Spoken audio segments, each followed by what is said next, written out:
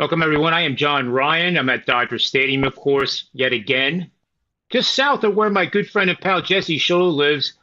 Probably about a 10-hour drive, though, really.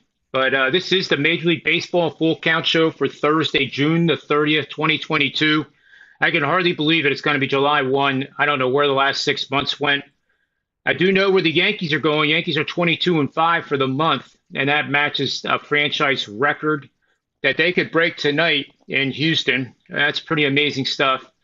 Braves have been red hot. That lead with the Mets. Remember that show? I'll give myself a little kudos. Remember that show where I said the arbitrage, sell the Mets, buy the Braves, buy I the do Phillies? remember. Man, alive. But I think you unwind that now. I think that whole trend has run its course. I would be surprised to see the Mets give it up completely. But who knows? The Braves are the Braves. They play for a third game tonight in Philadelphia, and we're going to break down that game entirely, along with two others, Oakland and Seattle, and then the big one I think is the big one, San Diego trailing the Dodgers by 1.5 in National League West action, and that's going to be a four-game series. Dodgers start an 11-game homestand, which is going to be good. But first things first, Jesse, welcome to the show. And tell us what's going on over there at sportsmemo.com. A lot going on tonight. I have MLS soccer, CFL football, and Major League Baseball plays all available on tonight's card. Awesome. That was the fastest promo in the history of these shows. Well done. Let's move on to the first game here, which is the Philadelphia Phillies. They're hosting the Atlanta Braves. The Braves have taken the first two games of this series. Phillies offense is trying to find their footing now that they don't have Bryce Harper in the lineup, who is undergoing surgery.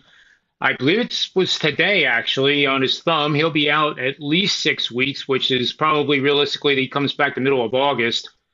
That's a dreadful loss. I think the Phillies have a pretty decent batting lineup.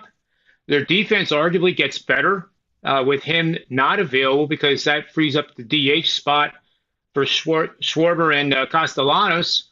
You move Herrera over to left. You bring in the two center fielders, one for left-handed pitching, one for right-handed pitching, and lo and behold, that defense actually gets much, much better, and that's been one of their problems this year, as you know, Jesse. Braves are second in National League East, trailing the Mets by only 3 games now. 3. It's down to 3. On May 31st, after those games were completed, the Mets enjoyed a whopping 10.5 game lead. That has almost evaporated in 30 days. Phillies are also only 8 games out after having a very solid month. Let's hear what you have to say, Jesse, on this matchup and where we can take our money for our best bet. Well, John, unfortunately, I'm going to have to be a little bit coy about how I feel about this game because this is the Major League play of the day for me. And I had my eye more set on the Houston-New York Yankees matchup, and I can give you a bit of an analysis on that if that will suit your fancy. Sure, go ahead. All right, so the Yankees got a 13-game lead in the AL East. The Astros, 11-game lead in the AL West. And we got Luis Severino going for the Yankees. He's 4-2 with a 3.38 ERA, but he's 1-1 with a 4.61 ERA in 4 road starts. We got Louis Garcia, both these guys named Louis, by the way, 5-5, 3.68 ERA, but 2-2 with a 4.84 ERA in his last 4 starts. Two really hot offenses, big bats on both sides. The over is 12-3 in the Yankees' last 15 series openers, and the over is 6-2-1 in the Yankees' last 9 road games. We got the over 4-0 in Houston's last 4 at home, and 5-1 in their last 6. 4-0 in the Astros' last 4 series openers, and 5-1 in their last 6 home games. I see the over at 7.5, and I think it should be at least 8. If not higher, so I'm leaning toward the over here. Good stuff. Good stuff. How does that tie into the game that I broke down for you? Well, I think you went off script, John, is what happened. Oh, yeah, the darn script. Anyway, I'm going to do the same thing, Jesse. We're supposed to be talking about Oakland versus Seattle right now, but I'm going to skip to Milwaukee, who I'm really starting to not like as a team. I find it as a baseball fundamentalist, I would call myself, maybe even a traditionalist. It's got to be hard to watch that team play as a fan. It's either a one-run solo home run or it's a off-balance flailing strikeout. And that doesn't seem entertaining to me. I want to see first and third, which is the highest pressure situation any pitcher can have. It's much higher pressure than bases loaded, believe it or not. And that's because the guy at third is not in a forced situation at home. And you got two runners looking at you from both sides of the mound when you're in the set position, and it's no fun. The Brewers ranked 25th in baseball with a 235 batting average, yet they're fourth in home runs hit per game.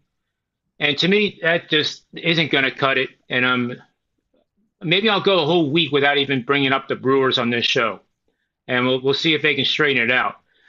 Pittsburgh, they've lost quite a few games already this season to the Brewers, but if you take those away, they're really not as bad as that record indicates. They've had some tough times here recently. They were only a few games under 500 there at the beginning of the month, but now have tailed off. And they're playing like the Pirates that we know them to be. Small market, small payroll, and their payroll would pay for two of the guys who will remain nameless on the New York Yankees. Their entire payroll. So you can't fold them. They're professional baseball players and they're trying. But one bright spot, Jesse, is JT Brubaker. And this guy is really in top form. He is, pitched very, very well over the last three games. And I really like him a lot in this matchup against the Brewers. He throws a fastball that isn't going to, shake you up too much. It's in the low 90s, but he has that heavy sinking action, and he throws a sinker. He basically throws four pitches. A lot of times these statistics, they break up four-seamer and sinking fastball. Even a cutter is a form of a fastball. It's not a form of a slider. It's just taking your fingers and putting them a little bit on the side of the ball, and that's what makes the ball tail off like that. That's the Mariano Rivera pitch. So anyway, the betting system that supports the Pittsburgh Pirates here has gone 23-9, 72% winning bets the last five seasons. Requirements are to bet on National League home underdogs, which the Pirates are, that have a 390 or lower slugging percentage and is starting a pitcher that has won 30% or fewer of his starts on the season. If I remember right, he's 1-7. And correct me if I'm wrong in the chat room, or Jesse if I'm wrong, but I think that's where he is right now. So he's under 30% wins, under 390 slugging percentage, and the other requirement is National League home underdog. So all three of those are met by the Pirates, and I like the Pirates here to win this game tonight. Now, what do you want to do, Jesse? I'm going to say, John, that I agree with you when it comes to Brubaker. I bet on Brubaker the other day. I think it was his first win that he got.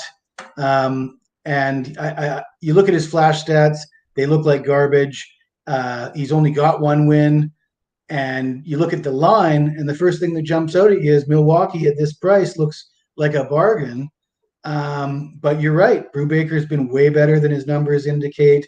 The Pirates have been a little bit better lately. However, I would think that there's better value backing Pittsburgh for the first five innings, eliminating that bullpen and the potential collapse from a losing team that knows how to lose games. And maybe take advantage of them just being competitive for the first five innings. That's the way I would look at this game if I were you. Well, I can't argue that. If you're going to be me, then I'm definitely going to look at it the way you're looking at it. Why would I want to be arrogant and go against you? That would be horrible. But I think JT Brubaker, I mean, whether he gets traded at the deadline, you can bet that the phones are going to ring, though, from places like the Yankees, Boston, and the typical teams that have the money to swipe up these pitchers that are having career years, and maybe they're not the best in baseball, but they're going to certainly help their playoff chances. Let's talk about the another huge matchup, tongue in cheek. T-Mobile Park's the location, Seattle Mariners, fourth in the American League West. This is a gigantic American League West showdown. Oakland Athletics, I love them. I will always love them. One of my first teams in Little League Baseball, I was an A. I had the green hat. I think I probably still have it in the attic. Maybe I should go up there and see if I can still fit in it. But anyway, I always, you always remember that first team you were on if you really loved baseball, and it was the A's, and of course Moneyball. Billy Bean, the whole 9 yards. However, they are playing miserably bad. Seattle's offense is miserably bad. Logan Gilbert's on the hill for them, 8-3, 2.44 ERA. Imagine what his record would be on the Yankees or the Dodgers. Adrian Martinez is taking the hill. He's 1-0. Didn't give up an earned run, but I think this is only his third start, if I remember right. But Jesse Schule, I bet, knows. The A's are a pathetic 27 games under 500. Seattle, light years ahead of that, only 5 games under 500. It initially looks like a definite lean to the Seattle Mariners here. After all, how can you bet the Oakland Athletics like John Ryan did this week as a 4% bet? Defeating those Yankees in the fifth inning, 5-2, and looking good at plus 320, only to lose 9-5. But that first 5 innings, I was pretty excited at plus 320. Jesse, tell me where to put my money on this game, and I hope it's not the A's. Well, John, I got to tell you, first glance, you look at this game, Logan Gilbert's going for Seattle, and he's been great this season. And you're thinking to yourself, this is an easy call. You got to go with Seattle. But at the end of the day, Seattle's 17-19 at home. They got a losing home record. They're a 2-1 favorite. Now, Oakland is garbage. They're pretty bad, but there's some warning signs here. And the warning signs would tell me that you want to avoid taking Seattle on the run line, as you'd be inclined to do because the money line's so expensive. So you'd be inclined to take the run line. Ralph Michaels shared a stat the other day with the season-long wins by 2+ runs.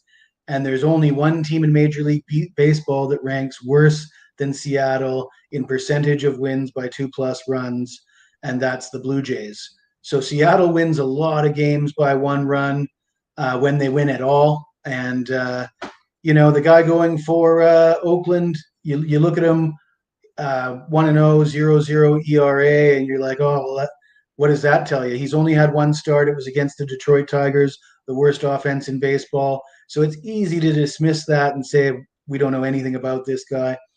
I had a look at his minor league stats. There, nothing really jumps out there.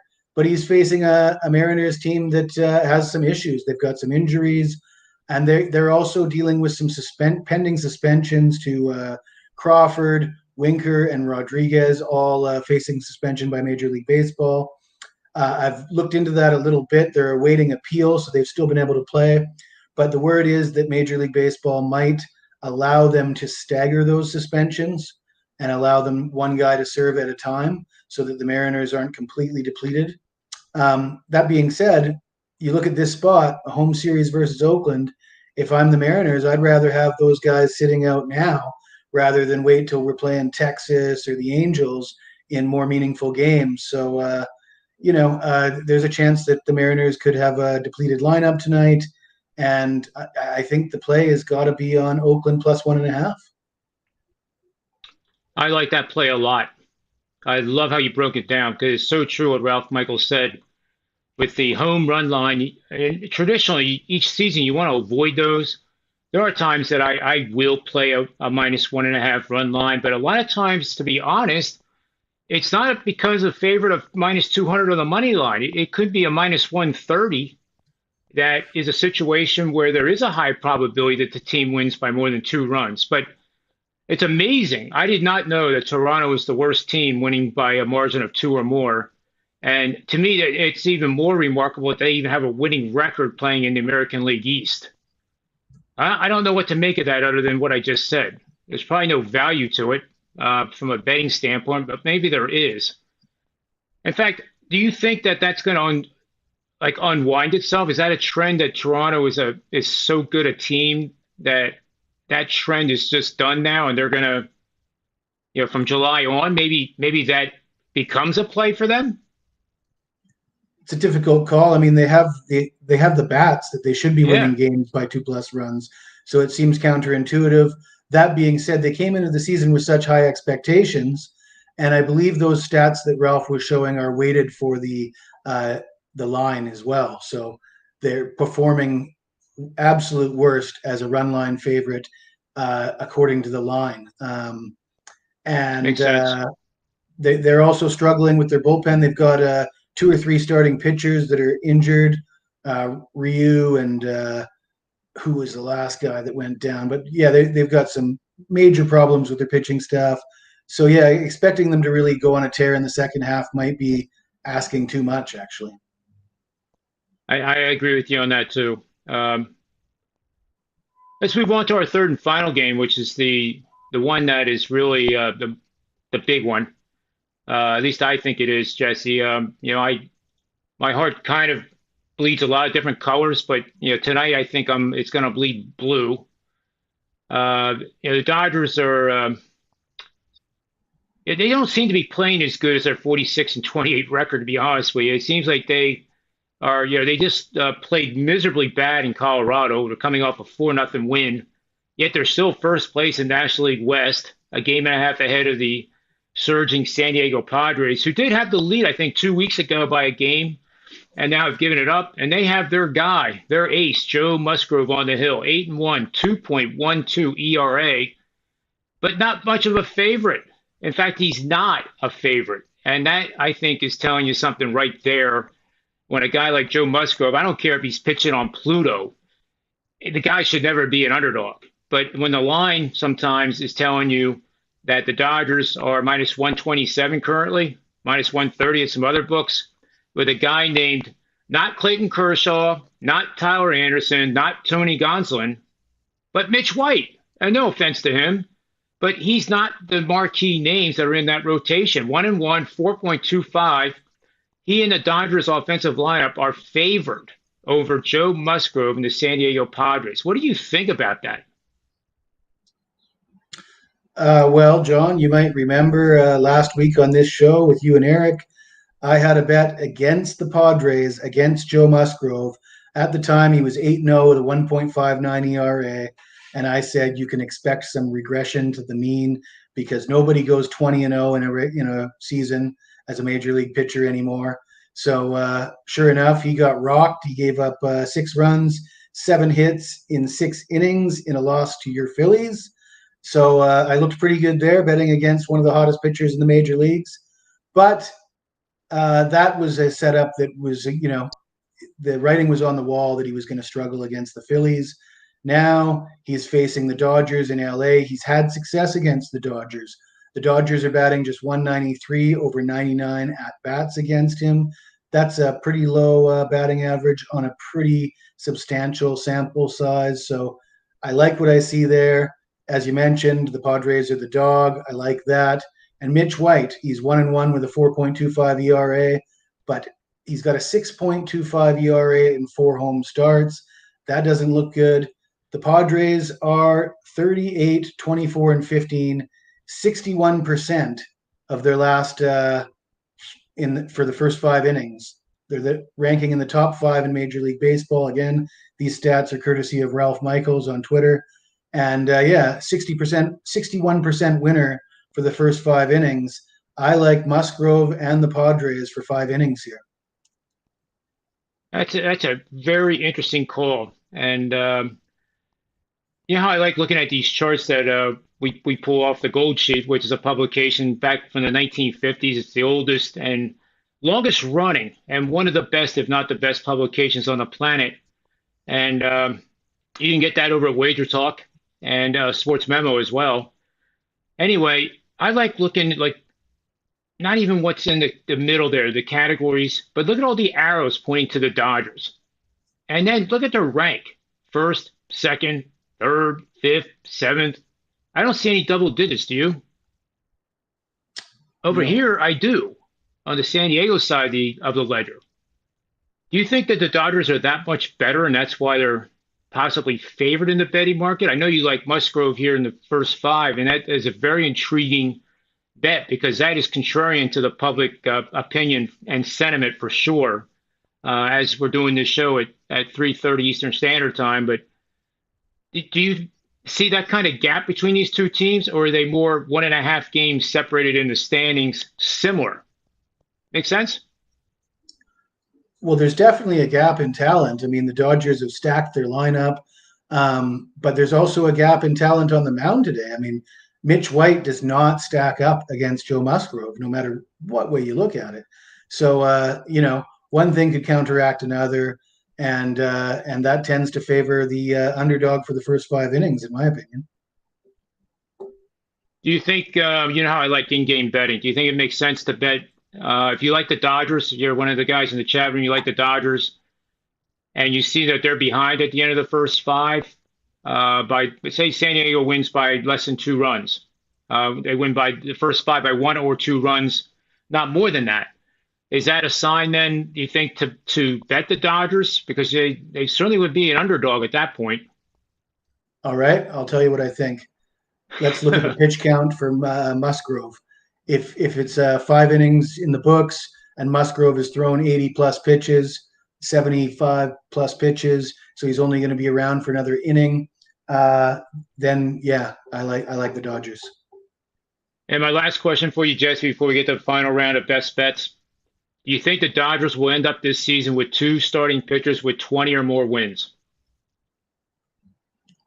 Yes. We have Gonsolin 9-0. We have Tyler Anderson, I believe 8-0 or 9-0. Kershaw has been out, but do you think they get two? Wouldn't surprise me. Okay, fair enough. I always go back to 1971 when we had 4 20-game winners on the same team, and that was the Baltimore Orioles. That'll probably will never happen again. Did that Brady team ever have 2 20-game winners with the Glavine, Smoltz, Maddox teams? They definitely had 2 off the top of my head. That's a great trivia question. We'll look that up and we'll add that for tomorrow's show because I'll be hosting tomorrow too. That's a great question. So anyway, best bet final round here. I'm going to let you go first with your best bet for the show, and then I'll bring up the rear. All right. I don't know if I like the sounds of that or not, but I'm going to go back to the Seattle game.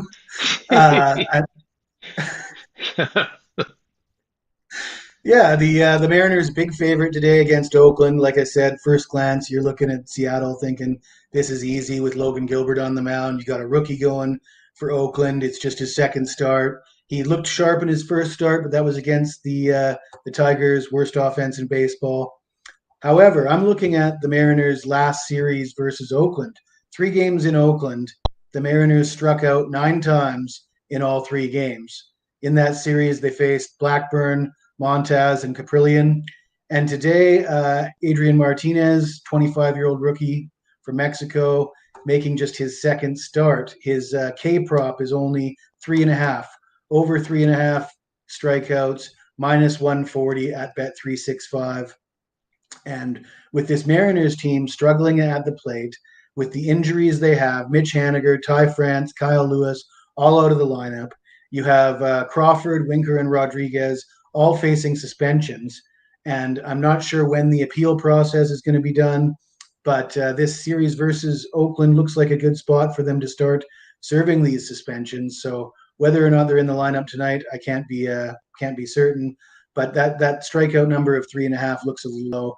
I think Martinez can get at least 4 or 5 strikeouts tonight against this weak hitting Mariners team. Good stuff, Jesse. I'm going to start out, and I plan on doing this each full count show as long as our great producer and engineer lets me do it. Boy, I wonder what he's probably thinking. Oh my God, what's he going to do? But anyway, in being the anchor, Jesse, I'm going to do 3 player props. Phillies Nick Castellanos, who is just due. and this has no analytics behind it. These are pizza money bets I do for fun, and I just want to share the fun of the excitement of having a game you're watching, and you just know that you have pizza money on a player, and it makes it more exciting. It does. Nick Castellanos is due, and I'm going to bet him at plus 220 at FanDuel to have two or more hits. I'm also going to bet Astros, Luis Garcia, the starting pitcher tonight in that Yankees game, under 2.5 earned runs, minus 135 at Caesars. And there I think he either goes six or he doesn't have it, and they will get him, Dusty Baker will get him out of the game quick. If he doesn't have it, I think they'll make a move right away. So I like having both of those angles. If he's in the sixth inning, it's going to be because he hasn't given up more than 2 earned runs. So I like that one quite a bit. I have to lay 135, though, at Caesars. And, of course, what would a player prop trio of bets be without a pirate being involved? O'Neill Cruz, two or more hits, plus 270 at BetMGM. And he just might be the hero tonight in that win over the Milwaukee Brewers. And then my best bet is the angle of the day. And that angle is right here, I think. Let's see. Right there it is. Texas Rangers and the Mets. Now, this is going to be tomorrow's game. And that's my bad for saying that it was Thursday. But what the heck? It's going to be applicable tomorrow. You can get, I'm sure, the lines out now.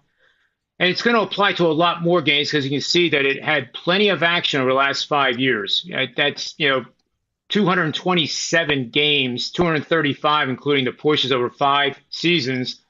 That's about, 45 picks a season, which is pretty, that's active for a guy like me. Anyway, bet under in a game that's lined at 8 or lower, fewer runs. Team is coming off a game with a combined score of less than or equal to 2 runs. The opponent is coming off a game with a combined score of 3 or fewer runs. That's simple set of parameters, 154, 73, and 8, 68% under bets, the $100 better, $8,250 and 33.3% ROI over the last 5 seasons. And I'll tell you, Jesse, anytime I see trip threes, like 33.3%, somebody's hitting 333, the Eagles' winning record percentage is 333. It's got to mean good luck, right? It has to. So that bet is for tomorrow. And we'll follow up with more tomorrow as I host tomorrow's full count show for regular time, regular bat station, all that good stuff. I have a 5%er going tonight, Jesse. I know you probably already bought it. For 5% max bet in baseball. 69% in all sports the last 12 months with these 5% max bets. I've never done a 10-unit Major League Baseball best bet. I probably never will. Baseball is one of those, is a marathon. I'd rather play more 5%ers than double up and make it a 10. It just works better for me. But that goes tonight. Since August of last year, Major League Baseball, I've gone 4-0. So these are pretty rare, but I absolutely love this bet. And that's probably the most hype you've ever heard out of my mouth on any show that I've ever done. But I do love this bet quite a bit.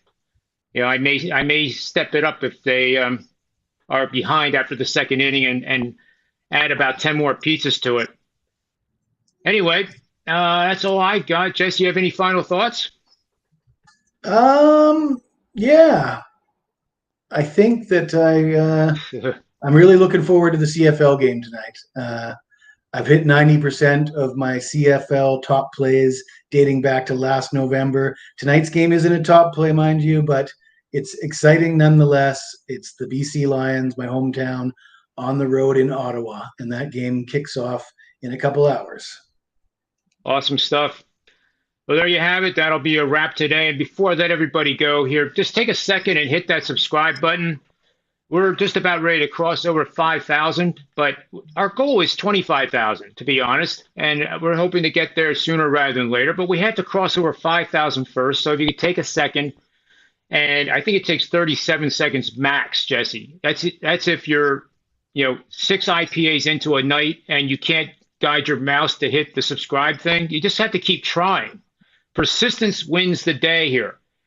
But seriously, hit the subscribe button, ring the bell, and we'll be very grateful for that effort.